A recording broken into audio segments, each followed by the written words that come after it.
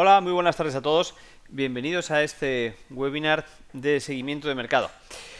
Hoy es un día importante, tenemos reunión en la Fed y vamos por lo tanto a hacer un especial para ver qué es lo que puede suceder y qué es lo que podemos tener antes y después de esta reunión. Bueno, recordad que estos webinars están ofrecidos por FX for a Living y el broker markets.com. Bien, bueno, normalmente los días y horas previos a reuniones del comité abierto de la Fed, el mercado suele estar tranquilito con un rango diario que suele disminuir y de hecho así lo anuncié el lunes. No obstante, desde hace un par de horitas estamos teniendo cierto debilitamiento del dólar estadounidense, rompiendo incluso niveles del día anterior, tanto en el euro dólar. En la libra dólar no rompiendo niveles, pero también devaluándose el dólar estadounidense. Vale, vamos a echar un vistazo y vamos a ir al corazón. Disculpadme que no lo encuentro. Aquí, índices. Al corazón de la cuestión, que es ver cómo está aislado el dólar estadounidense, el futuro del US Dollar Index. Bien, lo estamos viendo en gráficos diarios.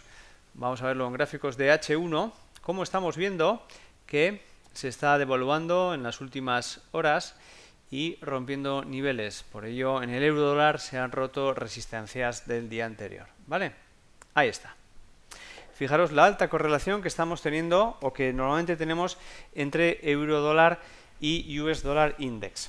Ojo, esta correlación no hay que llevarla al extremo como mucha gente considera que es lo mismo pero invertido. Así como podríamos decir que es similar al franco suizo. No. ¿Vale? Porque además intervienen otras monedas. Como sabéis, el US Dollar Index es una cesta entre los diferentes pares con el porcentaje, porque es una media ponderada, de aquellas divisas que tienen mayor porcentaje en relación al dólar estadounidense en sus cruces, como son el euro, libra, yen, dólar canadiense, dólar australiano, etcétera, etcétera. ¿Vale? Bien, por lo tanto, no solo tenemos en consideración al euro, tenemos al resto de los elementos, aunque hoy sí que estamos viendo mayor correlación directa, porque fijaros que ambos están rompiendo soporte-resistencia. Vale, ¿esto significa algo? Bueno, a ver, significaría algo si el movimiento es extremo. Faltan 2 horas para la salida, 1 hora 40 minutos. Cuidado que hoy es antes, ¿vale? Es antes para los que vivimos en Europa, por el cambio horario. En vez de ser a las 8 Madrid, 7 Londres, es a las 6 Londres, que coincide con 6 GMT, ¿vale? Sin embargo, los que estáis en América, pues es al mismo horario que tenéis siempre, ¿vale? Bien, muy importante esto, y si alguien se lía con lo de los horarios, pues no tiene más que ir al webinar que hicimos el lunes, en el cual hablamos pues con bastante profundidad de por qué se producen estos cambios horarios, la importancia que tiene el cambio horario, sobre todo en esta semana, porque ya en la madrugada del sábado, el domingo, en Estados Unidos se vuelve a cambiar la hora y ya volvemos con normalidad, ¿vale? Bien, vamos un poco al... Bueno, y lo que comentaba, por lo tanto, un poco como resumen, es que este movimiento que estamos teniendo de posicionamiento dólar negativo, aunque haya roto un nivel, normalmente siempre suele estar moviéndose en un rango estrecho sin romper niveles, aunque haya roto un nivel que no es exagerado, porque tampoco es un nivel extremo, ¿vale?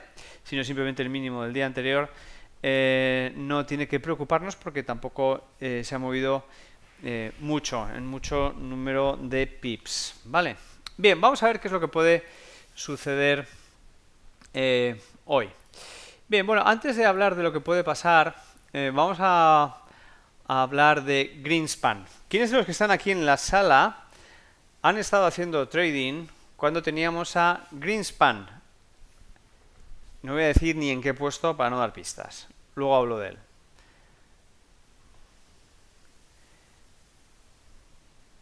Bien, sois bastantes más los que no. Bien, a ver, un héroe por aquí. Yo, Juan. Yo con acciones, Felipe. Bien. A ver, más héroes. Más héroes de guerra. Presente. Juan Noyenate. Bien. ¿Quién más de los presentes ha estado batallando cuando teníamos a Greenspan como presidente de la Reserva Federal? Bien, bueno, ha llovido bastante y Greenspan estuvo hasta el año 2006, ¿vale? Desde 1987 hasta 2006. Ha sido el gobernador de la Reserva Federal con más años en su cargo. Después, pues sabéis que estuvo Bernanke hasta este año pasado, en el cual hemos tenido a Janet Yellen, ¿vale? Bien, bueno, pues Greenspan en unas declaraciones pues ha comentado que duda de la estrategia de salida de la Reserva Federal y de Janet Yellen, ¿vale?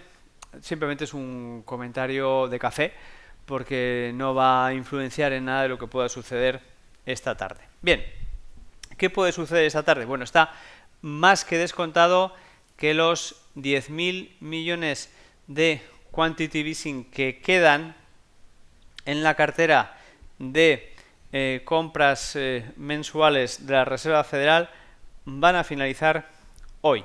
Es decir, recordar que hemos venido en una bajada progresiva a razón de 10.000 millones de dólares, ¿vale?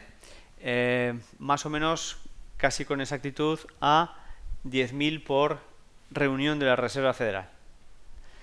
Recordad que ya desde principios de año hicimos una proyección de en que entre septiembre a noviembre finalizaría el programa, por lo tanto, de compra de activos, y así en principio se prevé que hoy ya se comente que para noviembre el saldo disponible para compra de activos en el Quantitative Easing 3 disponibles en la Reserva Federal sea de 0 euros. Con lo cual, la papá economía en los Estados Unidos, a nivel global, porque la liquidez es global, ¿vale? Pero sobre todo enfocada en los Estados Unidos, va a depender solo ya del mercado y no de la liquidez extra que ha estado proporcionando el helicóptero de Bernanke durante todos estos años y que con el mandato de Janet Yellen ha ido disminuyendo en este programa de compra de activos, ¿vale? Por lo tanto, está más que descontado que va a ser así. Si no fuera así y se sigue inyectando liquidez porque se aplaza a un mes más o el tiempo que sea la finalización, ¿vale? Eso le daría un carácter dovish al mercado, ¿vale? Y por lo tanto es probable que el dólar estadounidense siguiera devaluándose, ¿vale? Algunos pueden comentar, bueno, ¿y no será entonces que el descuento que está haciendo hoy el precio va por ese terreno? Bueno, pues sí y no. Es muy poco probable que pueda suceder. Disculpad un segundito.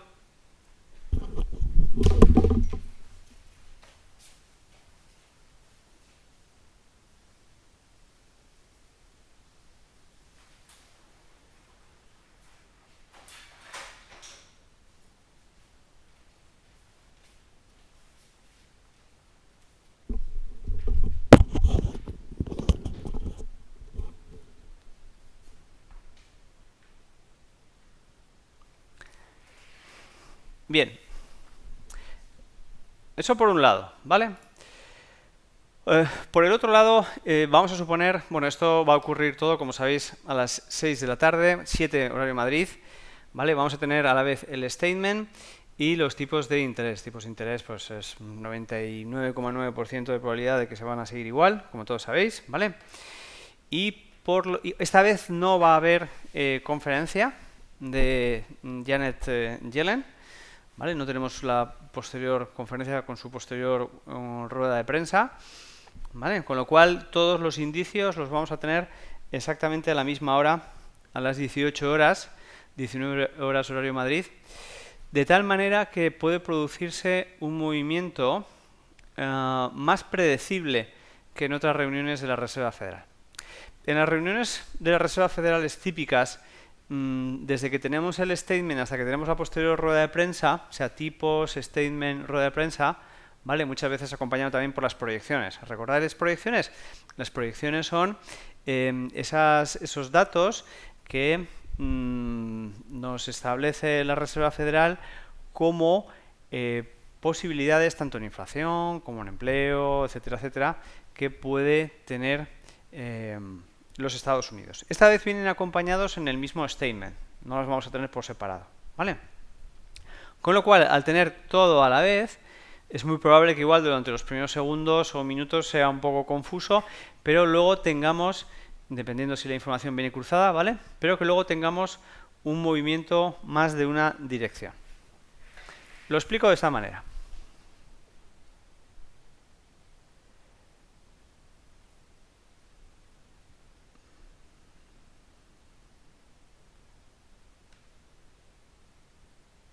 Bien, normalmente, vamos a suponer que esta es la hora de salida, normalmente cuando tenemos una reunión de la Reserva Federal, desde que tenemos el lanzamiento de tipos, el statement, las proyecciones y la posterior rueda de prensa, ¿vale? Pues el patrón típico que produce es este.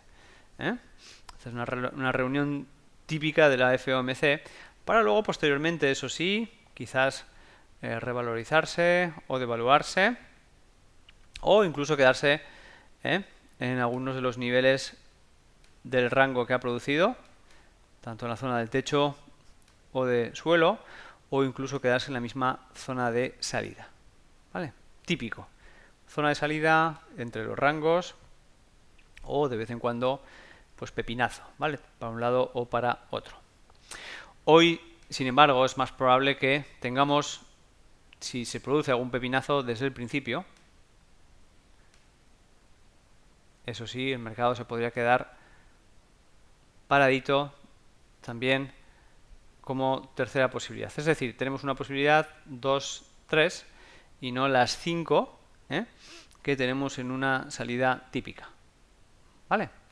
No pienso que hoy se vaya a jugar más a este rango porque no va a haber oportunidad de que el mercado esté descontando qué es lo que puede suceder o no entre un evento y otro. ¿Vale? Bien, por lo tanto, en el statement no comunicado, ¿de qué se va a hablar? Se va a hablar de la inflación y del desempleo. Sabéis que todos los bancos centrales fijan su objetivo de inflación en el 2%, ¿vale? Y actualmente en Estados Unidos estamos en el 1,5, ¿vale? 1,4, 1,5. Eso significa que entre que no estamos en las zonas altas de inflación, punto número 1, y punto número 2, tenemos el fantasma de la deflación en Japón. Recordad que hace 2 días os comenté que el gobierno de Japón había dado una nota de prensa a través de Kuroda en la cual estaba empezando a cansarse de que las medidas actuales que se estaban realizando desde los Aemonics no estaban terminando de combatir la deflación y llegar a ese 2% de inflación, que es lo que se propuso cuando se inició en septiembre del 2012 los Aemonics. ¿Vale? Por un lado tenemos el fantasma de Japón y por otro lado el de Europa, que ahí está también acercándose.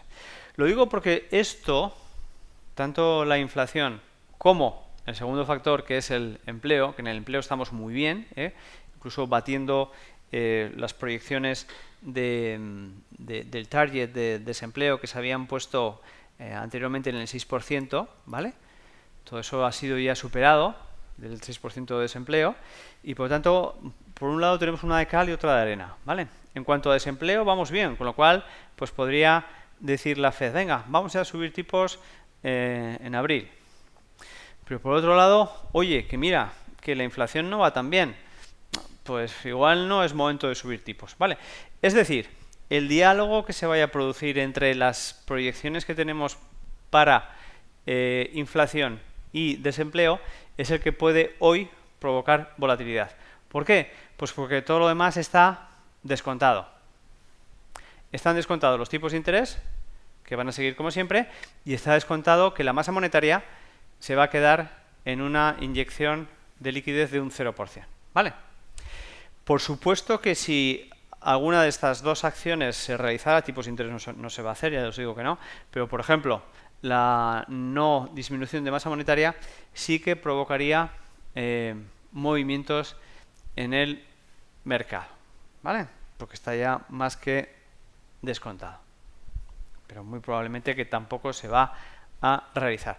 El juego hoy va a estar en hablar de la inflación versus deflación y en hablar de las proyecciones de empleo.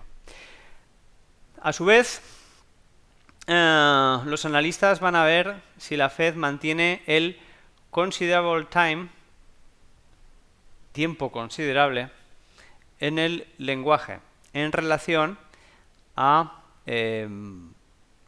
su guía dance, que es lo que le llaman ellos la guía en un timeline, es decir, las proyecciones en un futuro de cuándo van a seguir los tipos cercanos al cero. ¿Vale? Ahora que he hablado de un par de frases en inglés, que los que controláis de inglés las entendéis y los que no, pues seguramente no. Hemos empezado hoy el webinar hablando del super Alan Greenspan. ¿Por qué era famoso Alan Greenspan? A ver en el chat.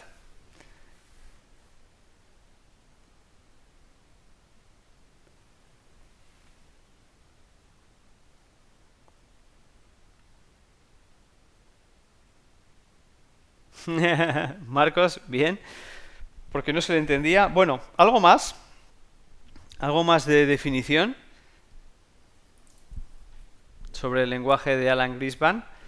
Venga, esos que habéis dicho, queréis pocos, pero de esos que habéis dicho que en las épocas ahí de antes del 2006 estabais dándole o a las divisas o a las acciones con Greenspan. No se sabía lo que quería decir, Marcos. Bien, porque utilizaba un lenguaje que era difícil de comprender. Hablaba entre líneas. Todo eso lo diseñó un poco para protegerse. Él, claro, pues como el resto de los presidentes de banca central, claro, te preguntan cosas, tú sabes por dentro lo que vas a hacer, pero no puedes decirlo, ¿vale? Con lo cual, pero tienes que responder a la pregunta, con lo cual, cada uno utiliza su forma de esquivar misiles, ¿vale? Los vas esquivando, pim, pim, pim, ¿vale? Recordar que Bernanke cometió una torpeza impresionante que estuvo a punto de costarle el puesto, y es que en su primera reunión de la Reserva Federal, lo hizo bien, ¿vale? El comunicado salió, pim, pim, pim, esquivando las preguntas de la prensa, en directo, pim, pim, pim, pim, pim, pim. Bueno, pues luego después de terminar la reunión, pues había un cóctel, ¿vale? Y en el cual pues está también la misma prensa que ha asistido al acto oficial, más invitados. Una reunión VIP, ¿vale? Y el tío, al parecer, pues debió tomar algún vinito de más, y una chica bastante guapa del New York Times le hizo un par de preguntas y cantó como un idiota, como un niño. Y fueron publicadas esa misma noche, bueno, la misma noche en web y al día siguiente en papel. Y todo el mundo dijo, pero este tío está loco.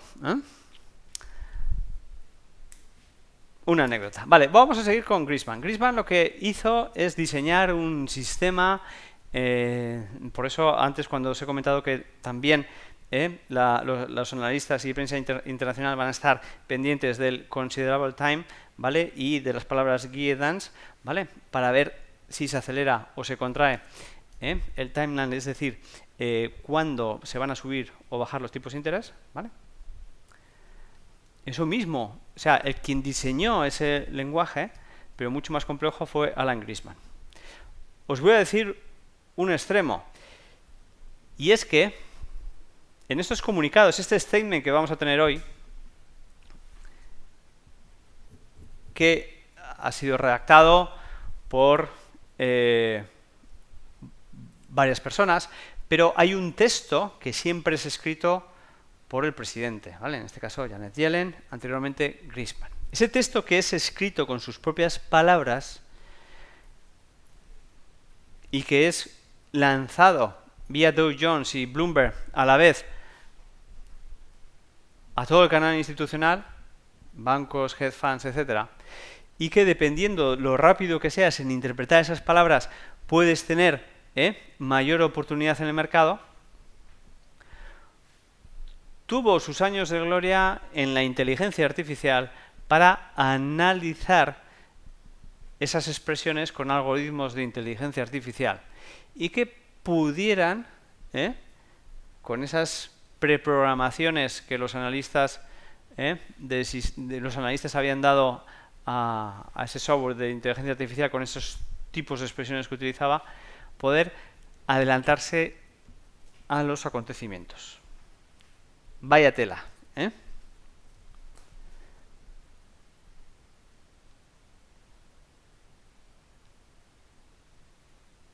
Felipe, por ahí van los tiros, Por ahí van los tiros. Dice Felipe, ¿cómo sería el escote de esa periodista? Muy bien. Bueno, pues básicamente es esto en cuanto a la Reserva Federal. No hay más que comentar, ¿vale? Vamos a ver qué niveles podríamos tener y cuáles pueden ser respetados si sucede una cosa u otra. Vámonos a gráficos de 60 minutos.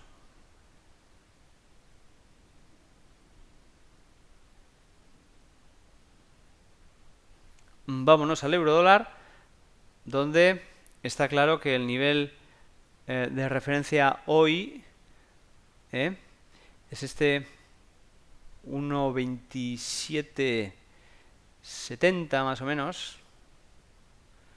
Un poco en relación entre el máximo de ayer y los máximos que hemos tenido hoy. Si el discurso es más dovish y no se finaliza el Quantitative Easing 3 hoy, pues nos vamos de un pepinazo al 1.28 con total seguridad y a niveles de resistencia de 15 días del 28.50 también. Estaríamos en una distancia de unos 90 pips, ¿vale?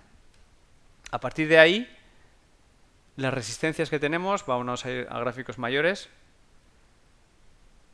Tenemos el máximo que se produjo el miércoles de hace 2 semanas, recordáis, con las noticias justo antes de Bolsalia, en las noticias de Estados Unidos.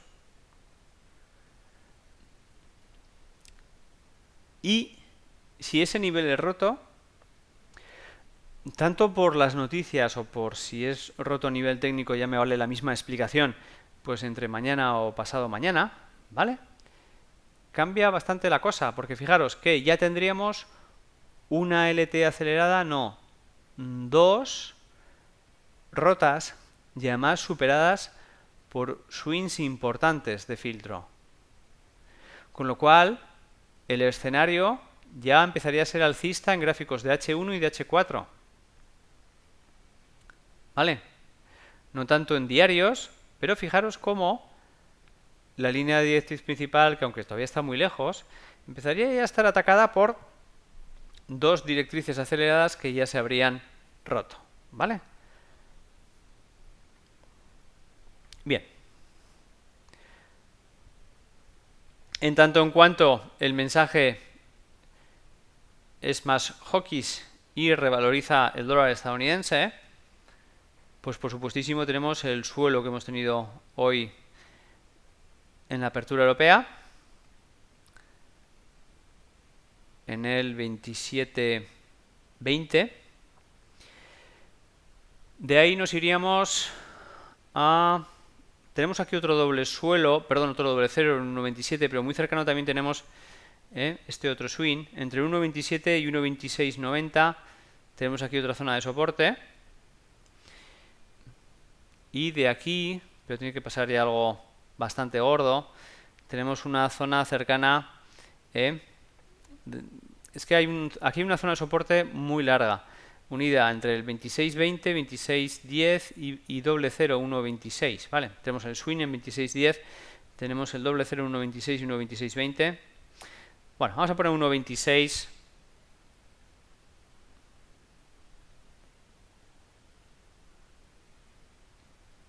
En el cual estaríamos a 146 pips de distancia, lo cual es mucho. Bajo mi punto de vista, la sorpresa, porque claro, no se va a... O sea, en cuanto a masa monetaria, no puedes disminuir más, es lo que quedan, 10.000, ¿vale? Por lo tanto, si no se disminuyen, pues eso le daría un aire bastante dovish a la política monetaria y por lo tanto devaluación del dólar estadounidense y subidas del euro dólar. Por lo tanto, el escenario de riesgo lo veo más hacia arriba que hacia abajo, de realizarse un movimiento de muchos pips, más hacia arriba que hacia abajo, ¿vale? Más de atacando resistencias en el euro dólar que soportes. En movimientos fuertes. Otra cosa es que movimientos medios que puedan producirse por la interpretación del lenguaje en cuándo va a finalizarse los tipos de interés, afectados sobre todo por empleo y por, si lo diré, inflación, ¿vale? Nos pueden dar un carácter medio, que igual no mueven 150 pips el precio, pero que igual lo mueven 50 y ahí tenemos marcados esas otras zonas de soportes y resistencias intermedias, ¿vale?